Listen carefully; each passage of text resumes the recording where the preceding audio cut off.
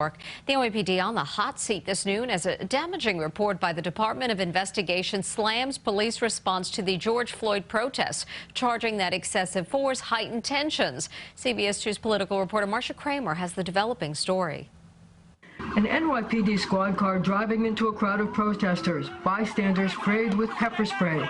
Cell phone video capturing a woman pushed to the ground by police.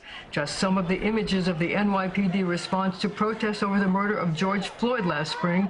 They're now being called into question by the Department of Investigation. A new report slams the NYPD's tactics, preparedness, and training.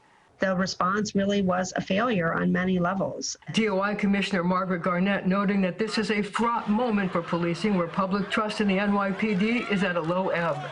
These tactics, which included encirclement, also known as kettling, mass arrests, baton and pepper spray use, and other tactics, reflected a failure to calibrate an appropriate balance between valid public safety or officer safety interests and the rights of protesters to assemble and to express their views. Among the findings, the NYPD lacks a clearly defined strategy to respond to large-scale protests.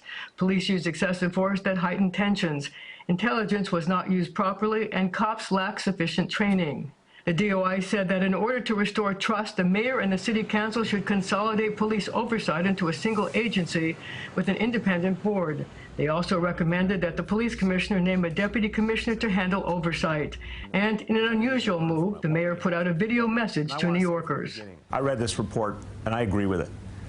I agree with its analysis, and I agree with its recommendations, because it makes very clear we've got to do something different, and we've got to do something better. Police Commissioner Dermot Shea said the report presented logical and thoughtful recommendations that he intends to incorporate into future policy and training. I'm Marcia Kramer, CBS 2 News. And you can read the full DOI report on our website, cbsnewyork.com.